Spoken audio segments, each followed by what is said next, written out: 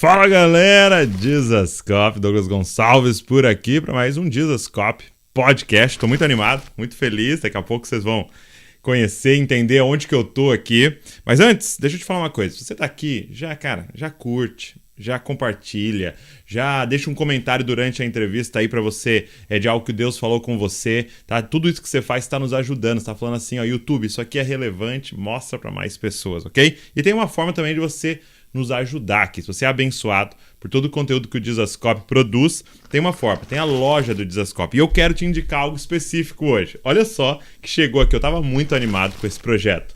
É o projeto Red, ok? É uma Bíblia e um caderno de anotações. Deixa eu ver se eu tiro aqui para vocês verem. Olha que coisa mais linda, gente. Essa Bíblia, ok? E um caderno de anotações Red que vai te guiar para uma leitura de um ano da Bíblia, ok? Tem algumas coisas para você destacar, um versículo daquele dia, tal, vai te ajudar muito. Eu queria te incentivar a pedir. E a gente fez uma proposta para você ter as duas coisas juntas aí com você, ok? Sempre andar com sua Bíblia e o seu caderno de anotações na sua bolsa e você poder estudar onde você estiver para você não perder nenhum dia do seu devocional. Valeu? Então eu vou deixar o link aqui na descrição, só você pedir o seu aí. Vamos embora pro nosso podcast de hoje. How do you discern the voice of God? What are your process? Yeah, I think the idea of building a history. And so I, like in regards to hearing from God, and then how do I make decisions hearing from the Lord? So I looked back on the simple things. When did I think I hear God, and when did it work?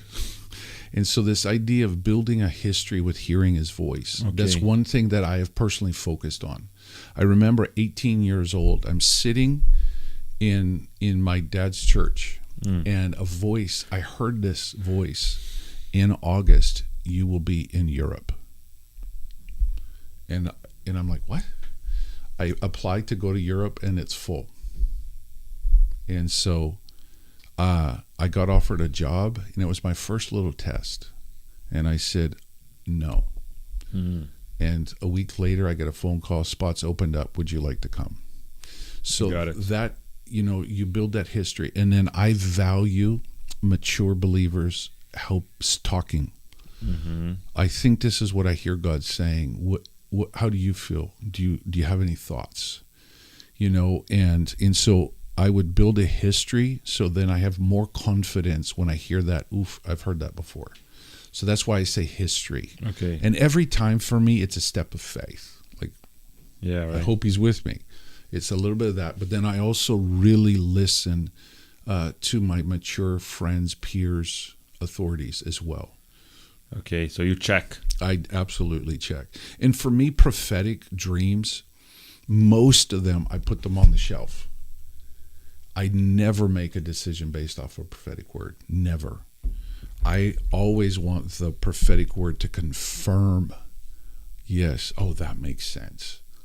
To confirm something that God's talking to you. That I feel God's talking to me. It's wisdom. It makes sense. There's biblical wisdom to it. I'm feeling it. Then I allow the prophetic. And I've had some crazy prophetic confirmations.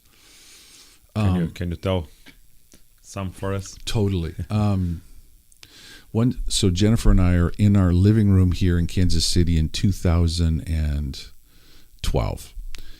And I say to her, Brazil has lots of, we think God's moving us. But I said, Brazil had lots of churches, good churches. They don't need another church.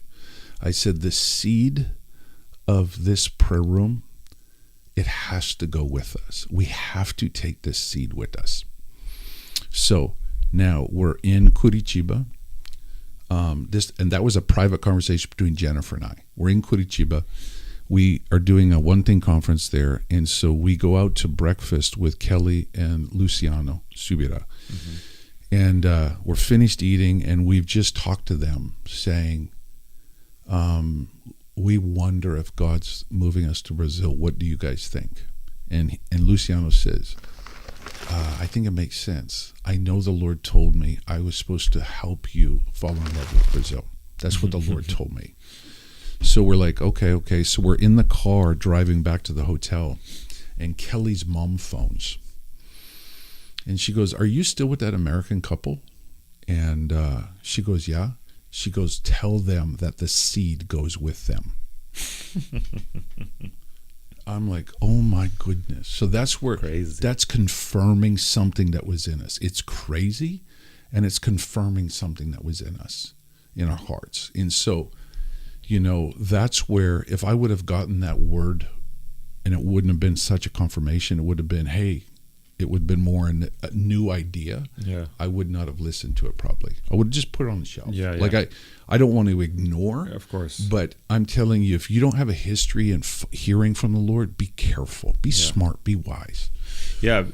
In my life, it's the same. Like prophetic words also is always a confirmation. Yes. It's always a confirmation of something God is talking to us. Yes. If it's something new, Yep. It's a problem. It's not. It's not a problem. Like a problem when I say I'm not listening. Yes. And it could be the first thing that kind of puts your ears up, but do not make a decision based off of it. Okay, so good. Because you have access, right? Absolutely. With the Father. Absolutely.